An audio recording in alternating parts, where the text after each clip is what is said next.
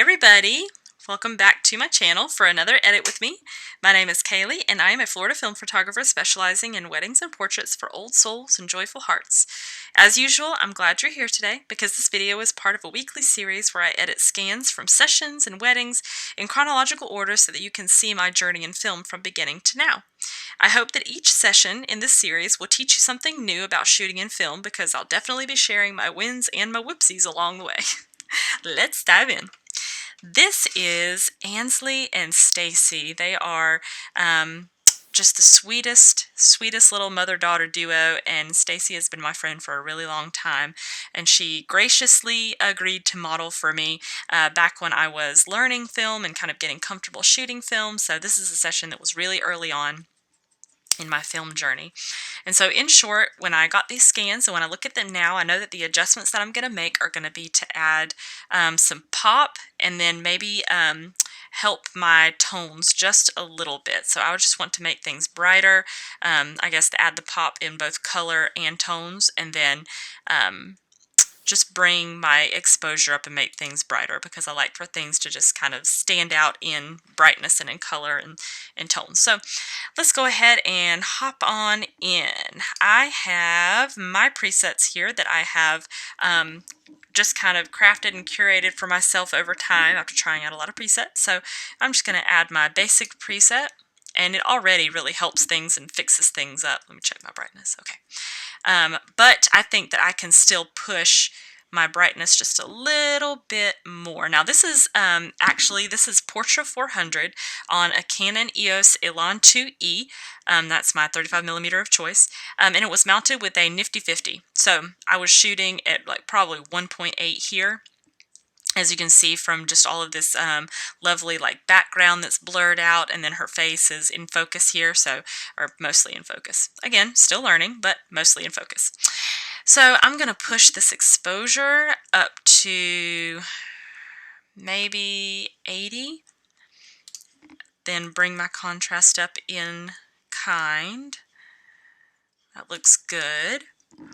And I'm going to actually bring my warmth up maybe just a couple of degrees because Portra 400 is a warm film, but I think that this day, if I remember correctly, I think this day was a little bit overcast and a little cloudy, and so while Portra definitely is very forgiving in both color and exposure, I want it to be just a little bit warmer. So I'm going to open that up just a little more. Yeah, I'll keep it at 5. And then my tint, I don't think I need much on my tint, just maybe 3 little clicks there. That looks good. Bring my saturation up 2 clicks. Let's see if I can do anything with the crop. And I've said this before, but most of these edit with me's are just demonstrations of how I like to edit my film scans. So take it with a grain of salt and maybe you'll learn something. I don't know. But I'm glad you're here anyway. All right, that crop looks good to me. I think that looks okay. Maybe I might bring my blacks down just a little more. Yeah, there we go. That just kind of makes some of these other blacks pop here. It just, I don't know, it just adds a little bit more contrast. So, okay, that looks all right to me, before and after. So cute, and she's just the cutest baby. Look at his blue eyes. I love it. Okay, I am going to copy these settings here and see what they look like. Okay, I like. I want to keep her hand in the picture. Actually, they got some little skeeter bites down here, bless their hearts, when they were out there with me, so I'm going to crop that out just a little bit and get both of their little eyes in the picture, or in the frame there. So yeah, that looks okay. So I'm going to come down to my tone curve because I like the exposure in general, but I just see a little bit of brightness here in little baby's face and right here around the arms. It's just a little bit much. So I'm actually going to use the tone curve to help that a little bit. I'm going to bring down my highlights, and then I'll let those highlights pop a little by bringing up my lights. Okay. That way that just balances out both the lights and the highlights because they're two different things, definitely. So I'm just going to make sure that those two are kind of balanced well. I'm going to come back up to my temperature, and I'm going to bring that up even more. Maybe only to 7. Not as much as I thought. And only 2 more clicks for that, and that looks good to me. There it is, before and after. Okay, and moving on. I'm going to take those settings that I copied from my first image. I'm going to click them in. I don't want to crop that. I'm going to leave it as is for now. Man, I love that. That's really great, just almost as is. Same thing with the highlights around her face, though. That's what happens sometimes, is if you strengthen your exposure a little bit much, if you're kind of like things be exposed a little bit more, sometimes your highlights might end up being a little bit blown out, a little bit high. And I don't think that her highlights are blown out here, but they're really close. So I'm gonna bring down the highlights just a little and bring up the pop just a tad bit, and that looks good to me. Because when you zoom in, I know this is grainy, it's Portra 400 on 35mm, it's not going to be the most perfect grain. But actually also I do want to address too, like a learning curve for me. I think I was still shooting at 1.8, a little bit farther away, and it should be a little bit clearer than this, but I think I was just a tad bit far away at that point to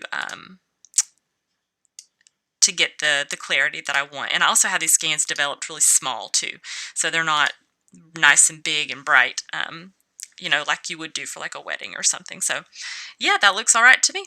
The saturation is up. Blacks look good. Before and after. Yay. Okay, copy paste. And again, I don't want that crop, so I'll just replace that. This is one of those pictures that that you can kind of tell that I wasn't using a light beater, because her shoulder, like her arm here, is way underexposed. And her shoulder up here is way overexposed. And again, that's a characteristic of Portra, because Portra is a slightly more contrasty film, as opposed to Fuji Pro 400H, which is a very neutral film with low contrast. So at a time like this, I was judging kind of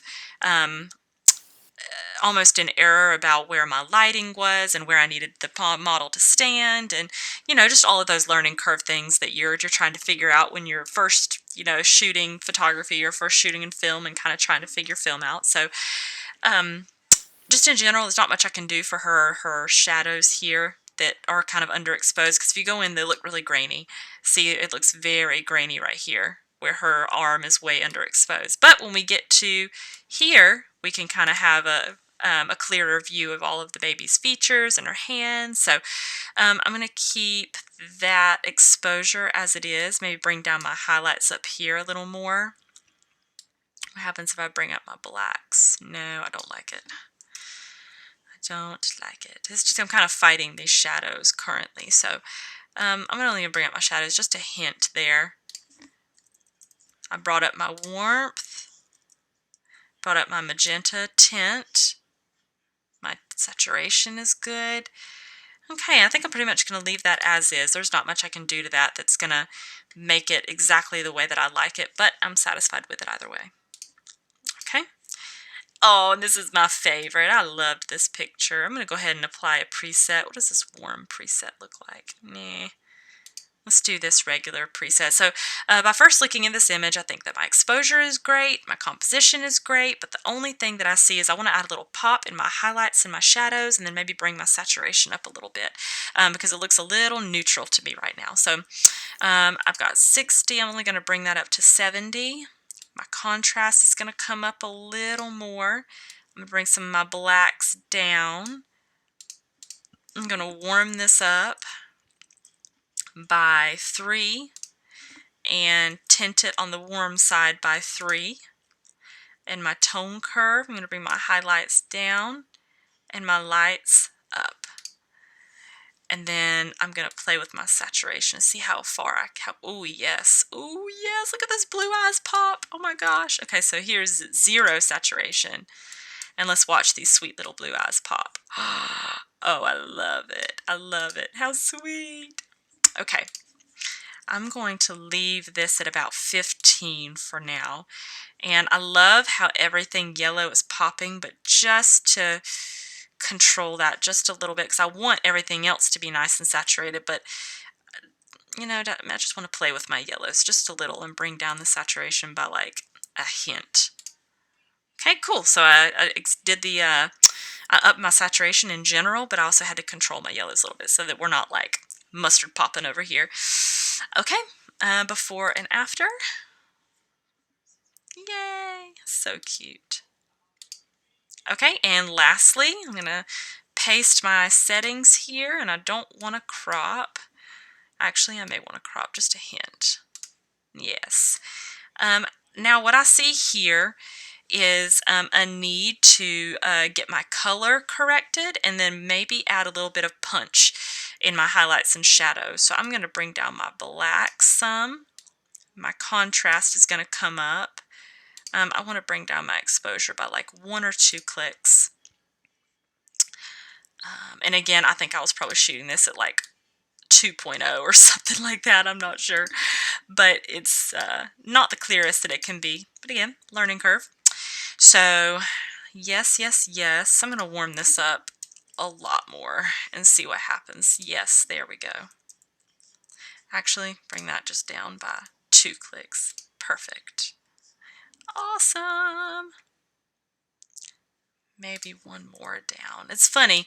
You think that it's all about just playing with your adjustments and finding what you like, because when you're shooting with film has like a picture, like a profile, a color profile already built into it. And so once you get it into your computer, it's not like a digital raw file where you can really control organically those colors, because the colors are what they are pretty much in your film stock that you use, and it's JPEG. It's just a scan in. It's not like a digital file. So with a lot of data. And so if you were to try and change these greens, it's going to look really odd in the end. Like, you can get away with it, but it might end up looking a little off. So I'm not going to really do much with those greens. I may try to warm them up just a little, just a tad. Pump up my saturation for those and then bring the luminance down so it pops. Oh yeah, that's good.